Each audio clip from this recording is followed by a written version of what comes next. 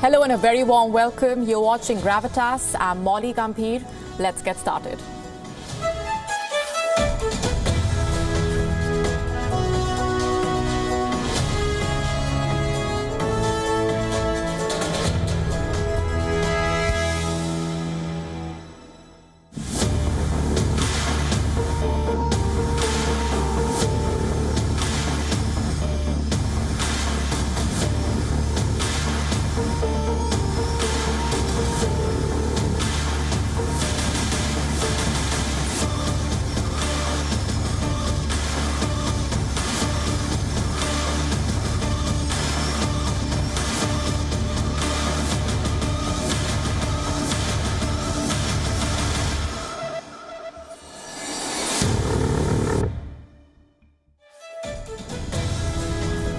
The US-India relationship has been one that has been watched very closely across the world. The significance of the ties got amplified in light of the common adversary China. But there has been a development over the last few hours that has led those observing this relationship to raise eyebrows. The United States Navy carried out an operation in Indian waters without India's consent. India has expressed concern through diplomatic channels. The timing of America's move is extremely significant. Maritime cooperation between India and the US is at an all-time high. They have been partnering to combat China's aggression. Why then carry out such an operation? What is America's intention? Is this a provocation? On Gravitas tonight, we decode America's move on the high seas. We explain what the relevant law says and why America's action is questionable. I am Molly Gambhir. Also on the show for you tonight, it is a war of words that is only getting ugly. China is now after its ally Turkey. The two are sparring over Uyghur Muslims. We tell you why. The Russian troops build-up at Ukraine's borders has sparked fresh fears of tensions intensifying. Ukraine has raised an alarm. We get you a special report. The Wuhan virus death toll continues to mount, fresh waves gripping several parts of the world. We take stock of the health crisis and the vaccination drives. Britain's Prince Philip has passed away at the age of 99. The royal married Queen Elizabeth II in 1947, becoming the longest-serving royal consort in British history. First, as always, Gravitas Global Headlines. Iran nuclear talks are due to continue next week after a breakthrough agreement that was made on a roadmap for both sides. US says that it is ready to lift sanctions inconsistent with the Iran nuclear deal, while Tehran has maintained that all sanctions must be lifted to revive the 2015 deal. Israel has said that it will not cooperate with the war crimes investigation led by the International Criminal Court into occupied territories. Israel is not a party to the Rome Statute that established the ICC, and therefore, by definition, not a party to the court. After Italian Prime Minister Mario Draghi called Turkish President Erdogan a dictator, Turkey has strongly condemned the Prime Minister's remarks, also summoned the Italian ambassador to Ankara. The remarks now put a further strain in the EU-Turkey ties after the Sofagate scandal. Norway Prime Minister Erna Solberg was fined for breaking COVID-19 social distancing rule when she celebrated her birthday. Solberg apologized last month for organizing an event to celebrate her 60th birthday, despite a government ban on events attended by more than 10 people. India and China held their 11th round of military talks in Chushul in eastern Ladakh. Early disengagement in areas of eastern Ladakh like Hot Springs, Gogra and Depsang Plains remained the key focus of the talks. Nepal is currently battling its worst forest fires in years as air quality drops in the Himalayan nation. Wildfires burn in at least 60 places across 22 of Nepal's 77 districts, forcing millions to stay home.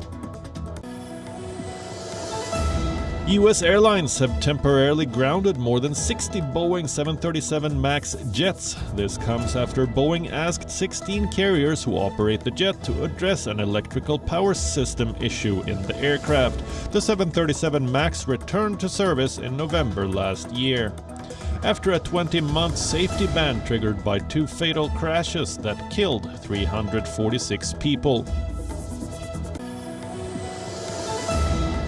Elon Musk's Neuralink releases a video that shows a monkey playing video games via brain chip. Co-founded by Musk in 2016, Neuralink aims to implant wireless brain-computer interfaces in the brain, a move to help cure neurological conditions like Alzheimer's and ultimately fuse humankind with artificial intelligence. Manchester United have put one step in the semi-finals of the Europa League after a 2-0 first-leg victory away to Granada. Marcus Rashford opened the scoring with a sublime goal in the first half, while Bruno Fernandes added a late second from the penalty spot. However, Arsenal's hopes hang in the balance after a 1-1 draw at home against Slavia Prague. The Gunners led through Nicola Pepe's 86th minute goal, but conceded an injury time equalizer. Defending NBA champions Los Angeles Lakers have lost further ground in the Western Conference after their 7th defeat in the last 11 games. Still without their injured star duo of LeBron James and Anthony Davis, the Lakers were beaten 110-104 by a Miami Heat in a rematch of last season's final. Jimmy Butler led the Heat with 28 points. Lakers have fallen to 5th place and are 7 games behind leaders Utah Jazz. This story has caught everyone by surprise today. A ship of the American Navy conducted patrols in Indian waters without the consent of the Indian government. When America announced this, many were taken aback. India and the United States are friends and strategic partners. Together, they have both opposed China's maritime expansionism, especially in the South China Sea. India and the United States have a military relationship. They conduct naval exercises throughout the year. Last year in November, the United States joined Japan, Australia and India for the Malabar exercise, a military drill that India hosts in the Indian Ocean every year. Then what was the need to challenge India on the high seas? Tonight on Gravitas, we will decode America's move for you. It all began with this statement. It was released by the 7th Fleet, the U.S. Navy's largest forward deployed fleet. The statement says, this fleet conducted a freedom of navigation operation. What does that mean? These operations are usually conducted by the U.S. Naval and Air Forces. They are a way to challenge any excessive maritime claims and ensure that the freedom of movement on the high seas remains intact. The 7th Fleet says it conducted an operation around 130 nautical miles west of Lakshadweep, that's inside India's exclusive economic zone. Every country with a coast has rights over the immediate waters from its shores. They extend up to 200 nautical miles. This is called the exclusive economic zone. So within this area, India has exclusive rights to all the resources in the water. This includes any oil and natural gas reserves and even fish. The U.S. Navy has conducted an operation within this zone. The 7th Fleet says it did not take any permission from India before the operation. The U.S. in fact believes it doesn't need permission. It claims India's demand for consent is not consistent with international law. The 7th Fleet said by carrying out this operation, excessive maritime claims. How true is this? We'll get to that in just a bit. What does India have to say about this? Earlier today, India's Ministry of External Affairs issued a statement. It said that New Delhi has conveyed its concerns to Washington through diplomatic channels. The U.S. Navy patrol comes at a sensitive time. The U.S. Special Envoy for Climate, John Kerry, was in India this week. The United States is making a major push to fight climate change, and it is hoping for India's support. Kerry was still in India, in fact, when the 7th Fleet informed the world about this operation. The statement was issued on the 7th of April. In fact, from the 5th to the 7th of April, the navies of the United States and India were involved in a joint exercise. It happened in the Eastern Indian Ocean region. Navies of Japan, France, and Australia were involved as well. And just a few weeks back, U.S. Defense Secretary Lloyd Austin had visited New Delhi during his first international tour. While in India, Austin held engagements with the Indian leadership. He said that the Biden administration is committed to strengthening defense ties between India and the United States. But now, it has conducted a patrol in Indian waters without New Delhi's consent, claiming it is challenging India's excessive maritime claims. What do international laws say? Was the patrol an infringement into Indian waters? Was it illegal? Was it a provocation? Or do international laws allow such drills? Our next report gets you the answer. UN close. The United Nations Convention on the Law of the Sea. It came into operation on the 16th of November 1982 with the purpose of framing a global nautical law and protecting marine resources. India ratified the law in 1995. Here's what the UNCLOS says about the law of the sea. A country has full sovereignty in its territorial waters, which is within 12 nautical miles from the country's coast. Point number 2. UNCLOS says that a country has special rights in regards to exploration of marine resources in its exclusive economic zone, or the EEZ. This zone stretches up to 200 nautical miles. India follows this international convention, but it also has rules of its own. India says foreign vessels traveling through India's exclusive economic zone have to give prior notification. The same also applies to India's continental shelf, and prior permissions are required for military maneuvers or exercises. However, there is no restriction on innocent passage. And this includes navies too. So, where exactly was the US naval fleet again? 130 nautical miles west of the Lakshadweep. Well within India's exclusive economic zone. The US says it was exercising freedom of navigation, upholding the quote-unquote rights, freedoms and the lawful uses of the sea, recognized in international law. The US Navy is quoting the UN clause. But can you quote a convention without even having signed it? The United States has not ratified the United Nations Convention on the Law of the Sea. There are 160 member parties, but the United States is missing. Washington does not agree with certain clauses of the UNCLOS dealing with the minerals found on the seabed of the exclusive economic zone. So it comes down to one question. Is the US even in a position to lecture India on international law? What Washington has done is a violation of India's rules. Period. Bureau Report, WION. World is One. The Quad is one of the most consequential alliances of our times, but its battle has barely begun. It is in this backdrop that we must see America's naval operation near Lakshadweep. It came out of the blue, no indication, no diplomatic outreach. What does this mean for the democratic axis? More importantly, is it a setback in the battle against China? India and the United States are strategic allies. It is a partnership built on shared ideals like democracy, freedom of speech, rule of law.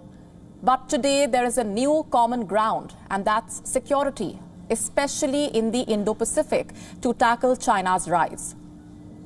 Washington is betting on India to counter Beijing.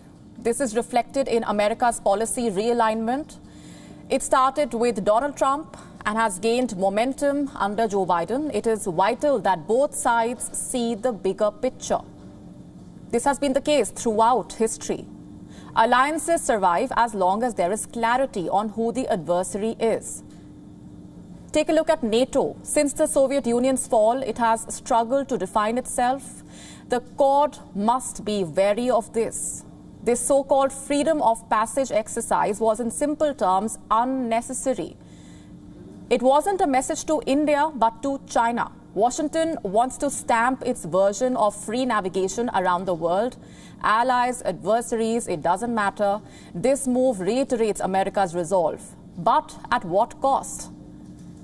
The South China Sea is a disputed region. There are dozens of claims and counterclaims. And don't forget, there is an active aggressor in the South China Sea. What about India's exclusive economic zone? It is not a disputed region. There are no ambiguous claims of sovereignty, and there is no aggressor here. We are talking about peaceful waters. So America's adventurism seems unwarranted. As allies, dialogue must be given priority. Differences have to be settled by diplomats, not warships. Small incidents can escalate fast. And this move could hand China the advantage. Washington needs to be wary of this. Think back to when Donald Trump was president. He was accused of abandoning allies. He wanted to pull out troops from Germany. He asked South Korea to pay up for US deployments. Joe Biden had some sharp words for Donald Trump back then.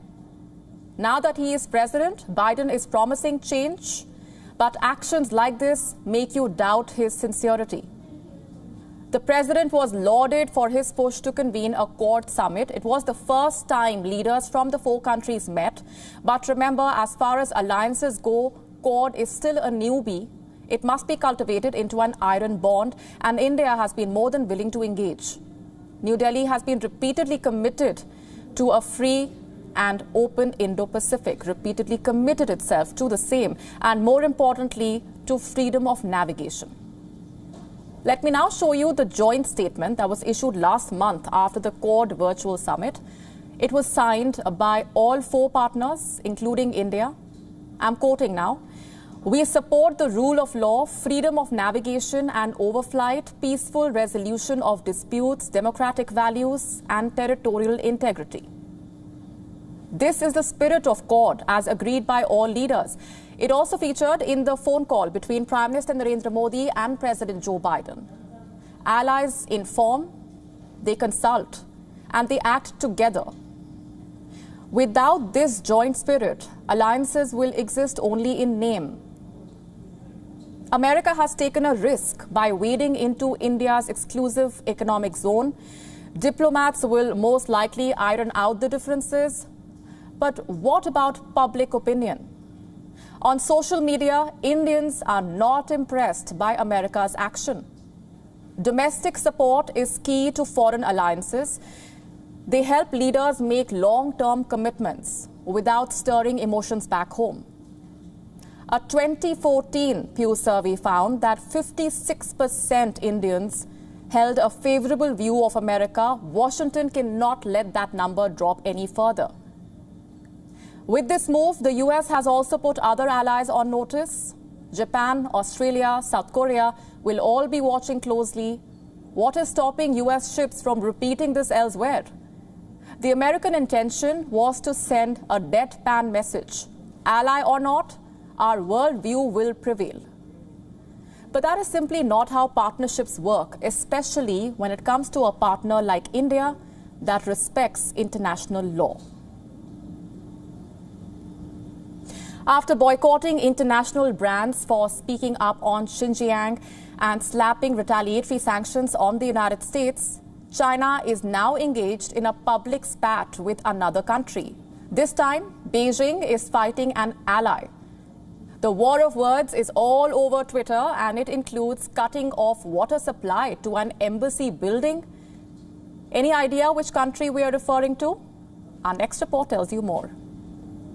Plan, I believe, and according to polling data, the vast majority of Americans believe is essential to giving them some help. When the United States slapped sanctions on China over the treatment of Uyghur Muslims, Beijing fired back with retaliatory sanctions. When international brands like H&M spoke about forced labor in Xinjiang, China assaulted them with a boycott. Recently, Turkish politicians criticized China for its treatment of Uyghurs. Guess what did Beijing do? It created a situation that ultimately led to the cutting of water supply to the Chinese embassy in Ankara. A quick recap of the events. Meral Aksener is a chairwoman of Turkey's opposition party. On the 5th of April, she put out this tweet. East Turkestan will definitely become independent one day. It's a reference to Xinjiang and the Barren Revolution. In the year 1990, thousands of Uyghurs and Turkic minorities were killed by Chinese troops. Their fault was that they rebelled against Chinese occupation, genocide, and robbing women of their babies under the one-child policy. The Barren Uprising had erupted on the 5th of April 1990. On the 5th of April this year, another Turkish politician tweeted about the uprising. Ankara's mayor, Mansur Yavaş. Although 31 years have passed, we still feel the pain of the massacre. This did not go down too well with China. The embassy in Ankara shot back with a tweet within 24 hours. The Xinjiang Uyghur Autonomous Region is an integral part of Chinese territory. This is an internationally accepted and indisputable fact. The embassy tagged both the Turkish leaders. Another tweet followed. China opposes any challenge to its sovereignty and reserves the right to a justified response. Again, the two leaders were tagged.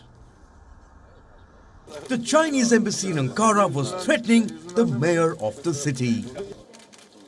The tweets triggered an outrage on social media. Reports say Turkey summoned the Chinese ambassador the very same day. The next day, the spokesperson of China's foreign ministry openly backed the embassy's tweet. Zhao Lijian said, the response of China's embassy in Turkey was absolutely appropriate. Here's what happened next. This is Ankara municipality cutting water supply to the Chinese embassy. Experts say this is the most public spat between China and Turkey in more than a decade.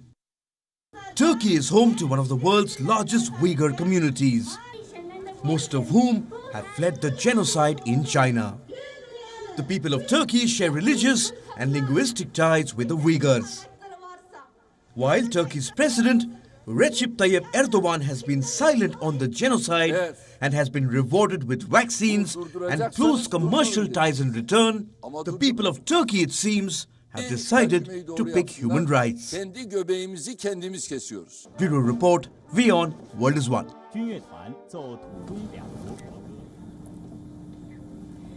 In 2014, Russian troops amassed at the Ukrainian border. What followed was a Soviet-style land grab. The Crimean Peninsula was annexed by the Russian Federation. Moscow was expelled from the G8. 7 years later, is there a repeat on the cards? Let's first give you a backgrounder. Eastern Ukraine is a hotbed of rebellion. These rebels have political and military support from Moscow. Since 2014, 13,000 people have been killed in the conflict. Last year, there were signs of a thaw. A ceasefire was signed. But in the last 3 months, attacks have picked up again. Russia and Ukraine are pointing fingers at each other. The current situation is quite precarious. This is what the border looks like. Dozens of tanks and missile launchers. Ukraine says thousands of Russian soldiers have been brought to the border. It is a scary sight. A defense analyst recently said this could trigger World War III. But let's not get ahead of ourselves. This is a conflict with multiple stakeholders. On Thursday, Ukraine's President Volodymyr Zelensky visited the region. He was dressed in military fatigue, a helmet, bulletproof vest. He walked through the trenches, shaking hands with the servicemen. The president was trying to keep the morale high.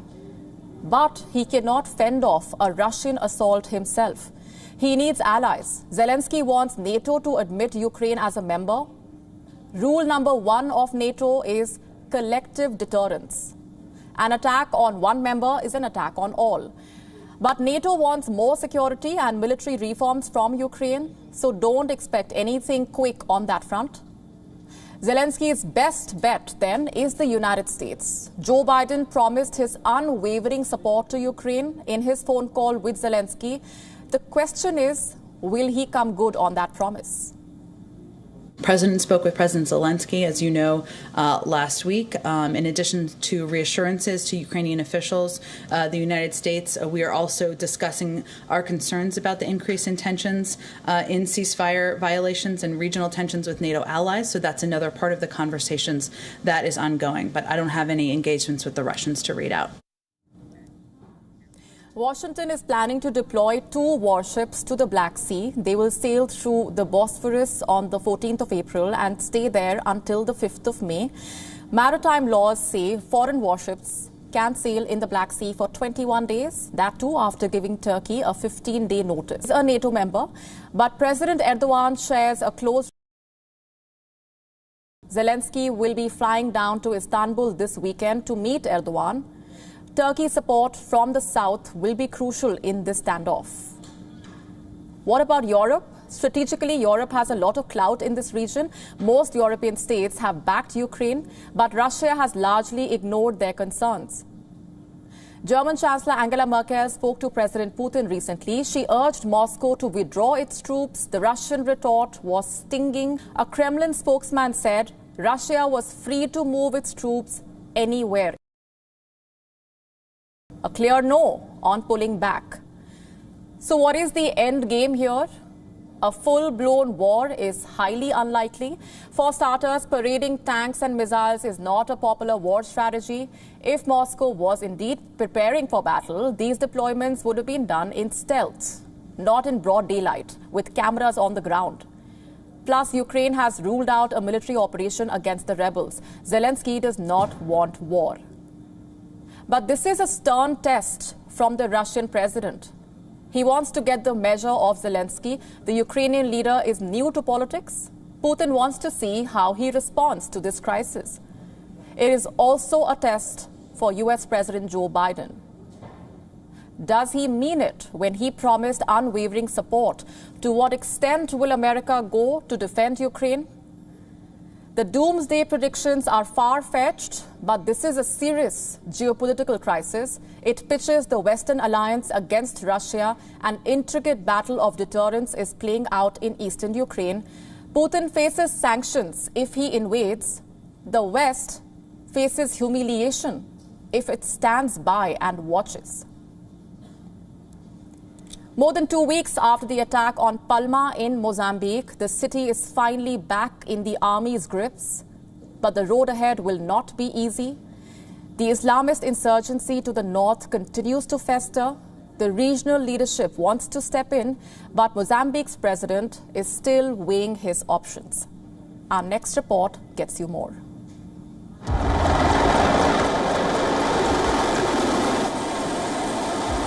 A flailing terror group is eyeing fresh pastures. Africa's Muslims are the new targets of Islamist radicalization. The hopes of a caliphate have dimmed in West Asia, but in this belt of poverty and instability, Islamist terrorism is alive and kicking. For 3 years, insurgency was brewing in Mozambique's northern province of Cabo Delgado. Last month, it reached a tipping point, a direct attack on the coastal city of Palma. Dozens were killed, thousands forced to flee. After a bloody battle, the army has secured Palma. The terrorists have been driven out of the city. And as the army fanned out, they discovered 12 bodies strewn near a local hotel. All of them were decapitated. A medical team has been dispatched to identify them. Officials, meanwhile, say the victims appear to be foreigners. For the families, it is a step towards closure. But for Mozambique, it is a long battle ahead. On Thursday, the South African Development Committee convened, a region that has enjoyed relative stability. The leaders are keen to keep it that way. We all agree that the deteriorating security situation in the northern province of Cabo Delgado in Mozambique is indeed a serious threat to peace and security, not only in our sister country, but also to the whole region and humanity at large. The bloc says it cannot remain indifferent to the situation in Mozambique. It is planning to deploy a technical team to the capital. Its objectives and composition are yet to be published. But Zimbabwe's president is calling for military intervention. He wants the regional SADC force to be revived. And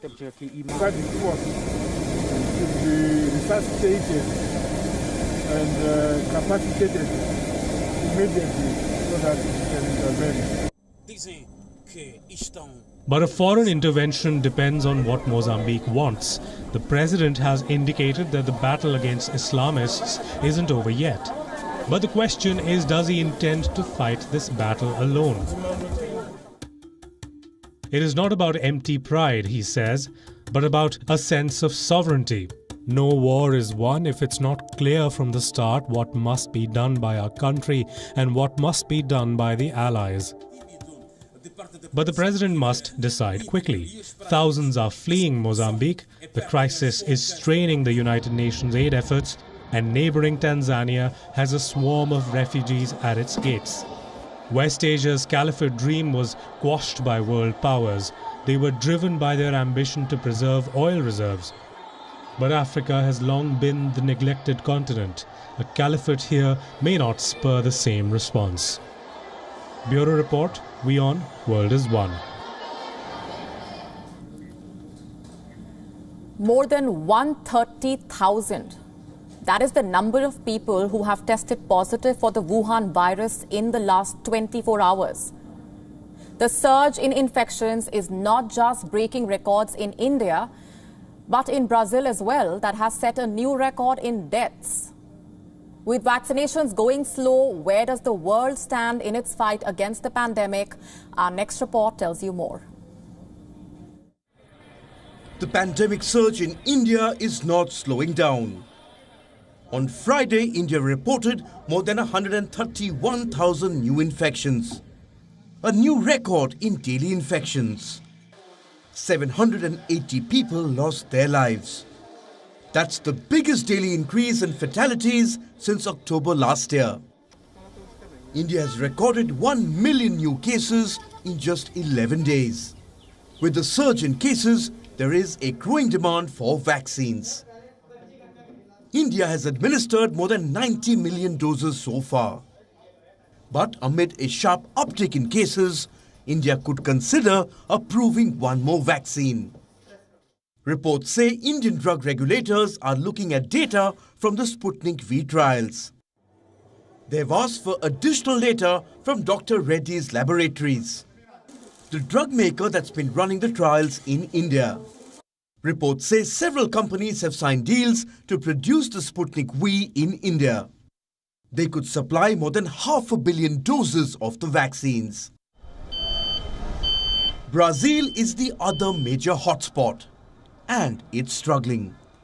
On Thursday, it reported close to 4,250 Wuhan virus deaths, a daily death toll record.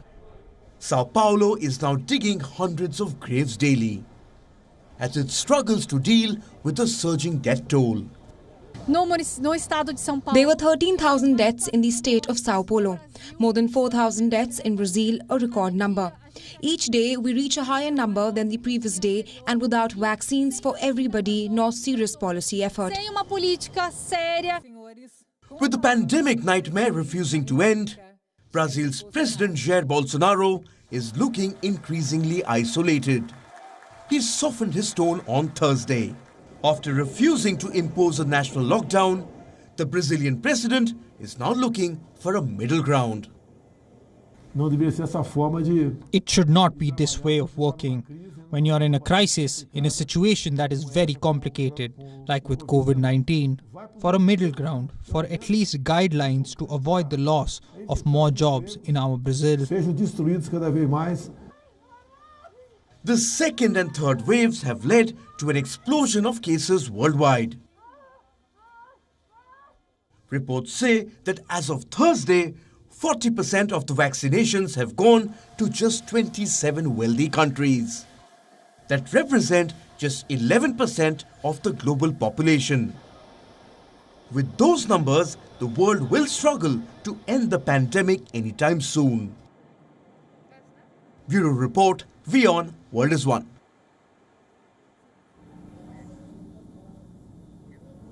As Wuhan virus cases rise in India, New Zealand has temporarily closed its borders for flights from the country. The suspension will come into effect on the 11th of April. It will be in place till the 28th of April.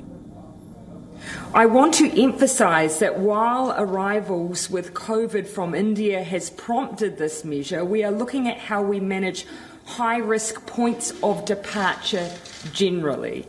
This is not a country-specific risk assessment, but of course a risk assessment generally to ensure we better manage the number of cases that are coming in from those countries that are experiencing a surge. This comes after New Zealand recorded 23 new Wuhan virus cases at its border. Of this, 17 were from India.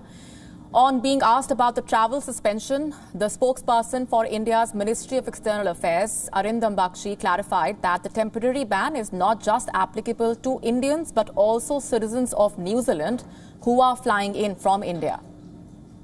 This is a first. New Zealand has never closed its border to citizens returning home during the pandemic. The country's Prime Minister Jacinda Ardern has said that she hopes the suspension does not extend beyond the 28th of April. There are some back in New Zealand who are not happy with the government's move. The question being asked is, why India? Parliamentarian Gulriz Garaman has taken to Twitter to voice her displeasure. She writes, and I'm quoting, "Weird, we did not go with an all-out ban as an option for the US or UK entries, given their harrowing rates on COVID." Many in New Zealand fear that the temporary ban would prompt racism, perhaps even stigma. We all know what earthquakes are, but have you heard of Mars quakes? Well, they are quakes that take place on Mars. And yes, they do take place. 2 crisp Mars quakes were detected last month. They both stemmed from the same region and had a similar measurement on the Richter scale. Like always, our question is very simple. Are these Mars quakes good news or bad news? Our next report explores. The red planet is shaking. 2 strong quakes have been detected on Mars in just a month.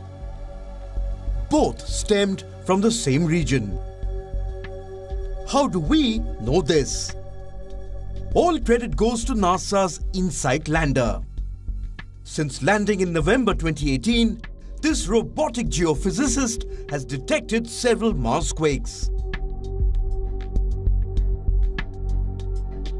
Its seismometer recorded at least 500 quakes in its first Martian year. And 1 Martian year on, the InSight lander has detected 2 more quakes. They were recorded on March 7th and March 18th and had a magnitude of 3.3 and 3.1 on the Richter scale. And both occurred in a region called the Kerberos Fosse. This is the same area where 2 of the biggest Mars quakes were detected in 2019. So, seismically speaking, this area is quite active. And geophysically speaking, all 4 quakes appear to match. They're all Earth-like. What's the other type of quakes? Moon-like. So why exactly should these quakes concern the inhabitants of Earth? Well, scientists hope that by studying the way seismic waves reverberate through Mars, they will be able to understand the planet's interior. It will help them answer the critical question: can humans live on Mars? That may take a while to answer. In the meantime, here's another question. What does a Mars quake feel like? In 2019, researchers at a university in Zurich used data from Mars quakes and ran it through a quake simulator. Here's what they experienced. What you saw was just a low-frequency version of what a quake on Mars may feel like. To witness what it looks like, we'll have to wait for science to advance. Bureau Report, WION World is One.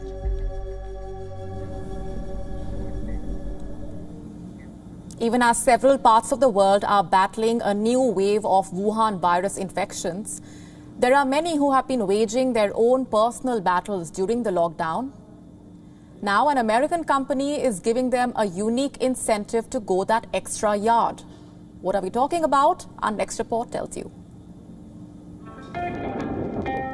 The fear of losing money is helping some people lose extra kilos around their waists. For 36-year-old Miranda Broomfield, the weight loss journey started much before COVID upended lives all over the world. She put down between $50 and $1,200 every month and gave herself an initial period of 18 months to shed the pounds. By the time the 18 months were up, she still wasn't mentally ready to give up healthy weight. She extended the wager for another 6 months and finally reached her target weight 3 days before her birthday in May 2020. I just liked having that accountability, and I wasn't ready at that point to let go of that accountability, knowing that I have this goal that I need to meet, and I didn't want to do it too fast in those last few weeks to try to do something extreme to cut the weight. While there is some debate around gambling as an incentive for weight loss, David Roddenberry, one of the co-founders of HealthWage, says the app and website offers an added social and financial bonus to the diet and exercise people should already be taking to stay healthy. We're not trying to be your sole weight loss solution. We're a complement to other things. So we don't provide you with a comprehensive diet plan, or we don't send food to your house. We're the motivation piece on top of what you're doing. Roddenberry, who co-founded HealthWage in 2009 along with colleague Jamie Fleming, says the pandemic has seen a significant increase in the number of people joining their platform. Similar to around the time people set their New Year resolutions. The company has paid out approximately $17 million to people who have met their weight loss goals. As convincing as Roddenberry's argument sounds, experts are not convinced. Psychotherapist Kelly Kitley, who besides dealing with other ailments, helps patients overcome eating disorders and substance abuse, says the program is a good kickstart to weight loss. However, the root cause of weight issues still remains to be addressed. Losing weight or dieting can oftentimes increase somebody's self-esteem or confidence if they have a positive experience with that and they're reaching the benefits that they set out to, or the goals that they set out to achieve. But oftentimes, addiction is addiction, whether it's shopping, food, exercise, alcohol, it all stimulates the same kind of chemicals in the brain. And so if we're just jumping around from one behavior to another, HealthWage has been translated into 9 languages, finding most success with English-speaking countries around the world. Roddenberry admits that cultural differences over gambling could make some countries wary of the program. Bureau Report, WION World is One.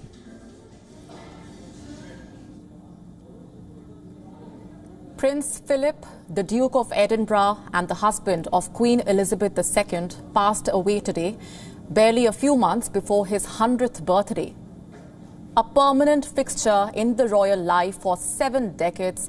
Prince Philip was the longest-serving British consort.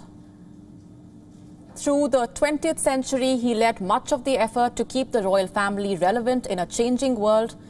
His death comes at a time when the royals were facing a challenge to reinvent the institution they represent.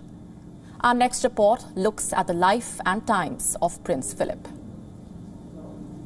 At the coronation of Queen Elizabeth way back in 1953, Prince Philip pledged to be a liegeman, or faithful servant, to his wife. In the 7 decades that followed, he did exactly that. Born into British and Danish royalty, Prince Philip was the only son of Prince Andrew of Greece and Princess Alice of Battenberg. Philip's childhood was a turbulent one. After a coup, his father was banished from Greece by a revolutionary court. He moved to France and later England, losing touch with his mother, who was diagnosed with schizophrenia and had to be placed in an asylum. In 1938, when a world war was looming, the prince joined Britain's Naval Academy in Dartmouth. As a Navy man, he would go on to meet his future wife, then Princess Elizabeth. Just before the couple married in 1947, Philip renounced his Greek and Danish titles and took the name Mountbatten. His fairy tale wedding happened when Britain was still recovering from the Second World War. Emerging from suffering and hardship, Philip had a promising career in the Royal Navy. But it all ended. After the death of Elizabeth's father, King George VI, Elizabeth had now become the Queen. Sacrifices followed. In the following years, the prince would walk 2 paces behind his wife in public and live under her shadow.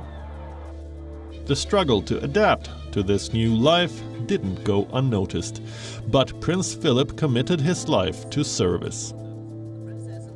He would go on to undertake more than 22,000 solo engagements, 637 overseas visits, deliver close to 5,500 speeches, and work as a patron to almost 800 organizations. But it wasn't all smooth sailing. Prince Philip did have a reputation of embarrassing the royal family with politically incorrect remarks. Back in 1999, during a visit to an electronics factory in Edinburgh, the prince remarked that a fuse box bursting with wires looked as if it was put in by an Indian. Philip was once rude to the Chinese too, and infamously abused photographers in public. In his final years, the prince was hospitalized a number of times, but despite the health problems, he remained committed to royal duties. Until May 2017, when he announced retirement from public life at age 95, Prince Philip's death comes at a time when the British royal family has been forced to look within. Prince Harry and his wife Meghan Markle's interview led to accusations of racism and cruelty by the royals. The Buckingham Palace would certainly miss the presence of Prince Philip at this time, a man who worked proactively to keep the British monarchy alive and relevant through the better part of the 20th century. Bureau Report, WION, World is One. With that, it's a wrap on this edition of Gravitas, leaving you with Gravitas Images. Thanks very much for watching.